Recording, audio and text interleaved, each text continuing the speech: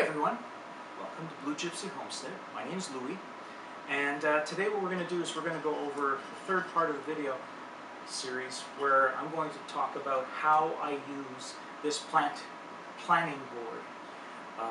First video you saw, I was actually deciding which seeds I'm going to plant, and then I decided in the second video I was going to show you how to make the kind of board that I made. This works for me. Again, these are things I do for myself. And today, what we're going to do is we're going to actually fill in parts of this board. Now, this is a dry erase foam board, and what's nice about that is I can put permanent marker on there to mark out the sections that I want to use, and then I use a dry erase marker to plug in the different plants that I want to use. And if I change my mind, which I undoubtedly will, then I can just erase it. It's a dry erase board, just erase it and mark it somewhere else. Now this isn't going to be so much of a problem with this lower section here. This doesn't actually correspond to the layout that I have outside, but that's neither here nor there. I have these sections set aside. Now, you'll notice that I have 3 rows, a big path, 3 rows, a big path. The reason for that is that these rows are about 4 feet wide, roughly. So if I want to reach into the middle here, then I want to be able to reach in from either side. Pardon me. I want to be able to reach in from either side. So what that means is each one of these rows is approximately 1.5 feet wide-ish. I go by the markings on the lawn fabric or the weed fabric, woven weed fabric, and they're approximately 1 foot and a little bit wide. So what I'll do is, in this section here, I'm going to put my tomatoes. So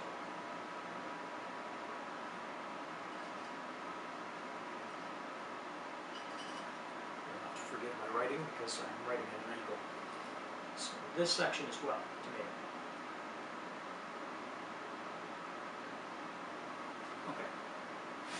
Now you'll notice that I just said tomato. The reason I said just tomato as opposed to a very specific variety is because I'm going to grow paste tomatoes. Paste tomatoes meaning I want to make sauce from them. So it's going to be some form of either an Italian tomato or one of the hybrids that's used specifically has less water in it, more flesh, so that will produce a nice paste or a nice sauce. So sauce tomatoes, paste tomatoes, basically the same idea. Okay, so that takes care of those first 2 sections. Now, the next 2 sections I'm going to work on are this one and this one. And those are where I'm going to plant my peppers. Now, the thing about my peppers is that, unlike the tomatoes, I have about 10 variety of peppers that I want to plant. But like the tomatoes, it makes no sense for me to try and say, okay, in this section I'm going to put this, in section. For me, it doesn't matter. I'm going to grow them indoors. I'm going to start my seedlings very soon, actually, and there'll be a video on how I do that. But once it gets down to that point, then I'm going to actually divide it up. Now, so in the meantime, I'm going to dedicate this section to peppers. Now these are bell peppers, banana peppers, segedi, paprika peppers, that kind of idea. But it serves no purpose for me to get very specific here. So peppers. Now, you'll notice I left a section in the middle. The middle section is going to be other things. I'm going to put possibly beans. Because what I have to do is I have to rotate the plants from one place to another. Because otherwise what happens is if you grow the same thing in the same place over and over again, eventually you'll deplete the soil. So I'm just rotating the crops to make sure that I'll be able to have a nice healthy soil. Yes, I'm going to amend the soil. Yes, I'm going to use some natural fertilizers, things like rabbit poop. I have mushroom compost, for example. All of those things will get mixed up, and put into each hole, and then I'm going to drop the plant into it, the seedling into it. Now I should mention that I can do one of two things. I can either just mix up that fertilizer and drop it in the hole, or I can make a tea, which means that I'm literally going to suspend the compost and the rabbit poop in a bag in some sort of cheesecloth maybe, and just hang it in there for a couple of days and let it, well, simmer. When I talk about holes, I should mention this. When I talk about holes, the way I plant is I will take the woven weed fabric, this is common, and I will burn holes, small circles, about 2 inches in diameter, along these rows. And I will use those holes to plant in. To do that, I use a special auger that goes onto my cordless drill. I'll drill down about 6 inches, and I will plant. I'll put some of the fertilizer in. I'll put the plant on top of the fertilizer, and then I will bury it all back in. So I'll repeat that for every one of these plants. This is a system that's worked well for me for the past 3 or 4 years. So this section here, I have a couple of choices. So if I go back to my list, I had, okay, so beans, kale, salad greens, that kind of idea. Cucumber, squash, pumpkins, that's a whole other thing.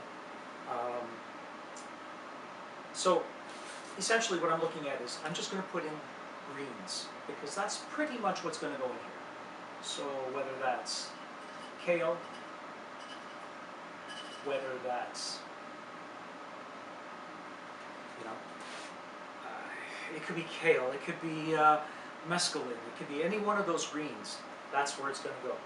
One thing I will not put into there, to this middle section, is anything that runs. And the reason I don't want to put anything that runs is because if it's going to run, it'll run into the path, or it'll run amongst the tomatoes or peppers. I don't want that. It'll end up choking out those plants. So strictly speaking, greens. Now, in the upper section here, I have, again, same setup. And in this section, I'm going to do things a little bit differently. I can allow things to run here. These are not as close as they appear on this board. I just only had so much space. But I have room now for pumpkins, melons, anything that runs. What else is on this list? Okay. Anything that's, oh, squash. So pumpkins, melons, squash. I can run those here. So let's say, for example, I'll put pumpkin. Will it actually end up in this row? I don't know.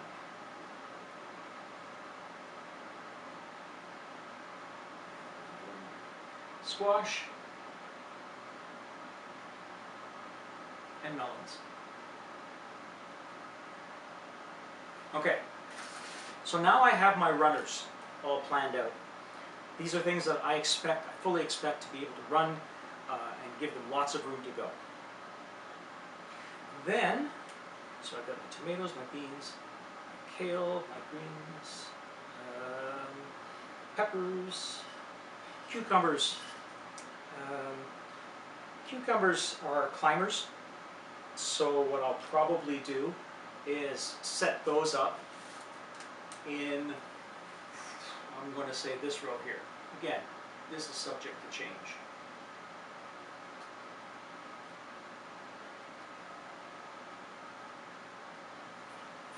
Okay, so those are my cucumbers. I have onions, garlic, loofah, corn, and okra on my list still. Things that's really interesting to do is if you use corn as, I guess, a stalk for your beans to grow up. So, let's say, for things that's really interesting is that if you decide to use corn as a stalk, you can allow other plants to grow up those plants, those stalks.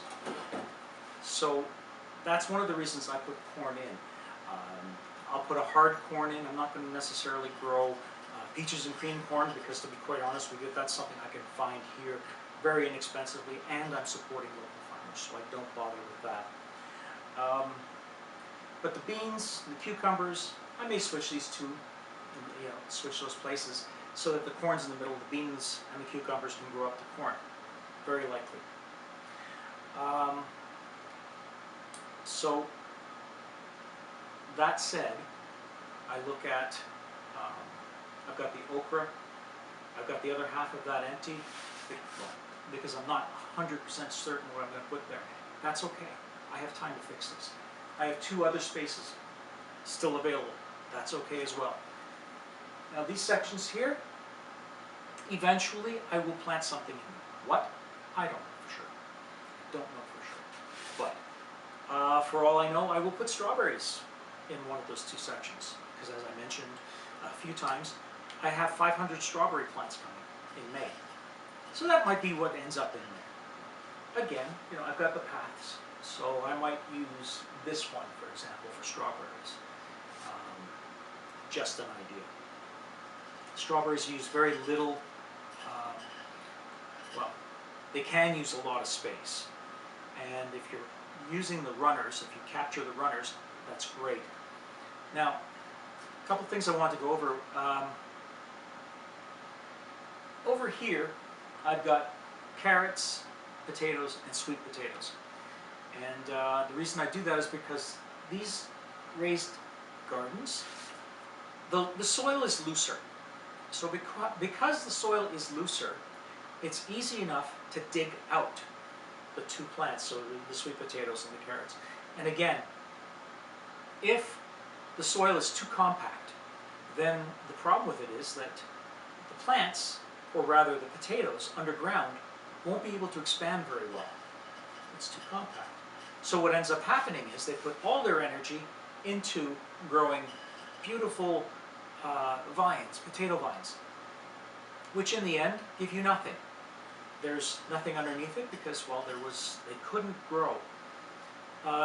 So definitely want to at least mix that soil up so it's loose. And if you have to add peat moss, whatever it takes, make sure that soil is loose. Now, sweet potatoes, unlike regular potatoes, sweet potatoes, you don't cut them up and plant them. You actually have to create slips. Now, a slip is nothing more than what you would see on a potato, how you see potatoes growing, vines and things like that. The difference is, with a sweet potato, you need to take an organic sweet potato. And it has to be organic, otherwise this won't work. So you take an organic sweet potato, you cut off about 1.5 centimeters, 2 centimeters from the bottom, 1/2 inch, and using toothpicks to suspend it, you suspend it in a jar of water. In about 4 weeks, you'll start to see vines growing out of the potato. Those are the slips. And when they get to a certain point, you'll notice at the base that they start to grow some roots.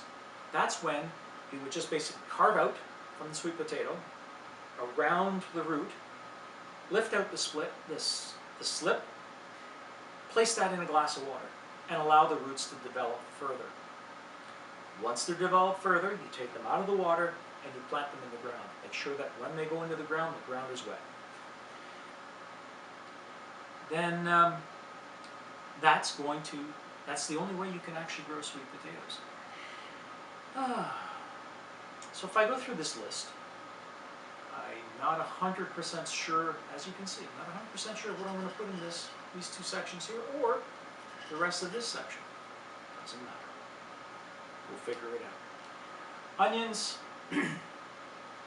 I may or may not plant onions. I've had very little success with onions, and we'll see.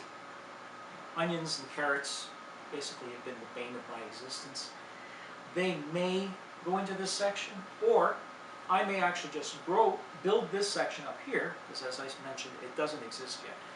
Build that section and plant onions in there, much like I've planted garlic down here. Same basic principle, except that onions don't have to be planted in the fall. Onions can be planted in the spring.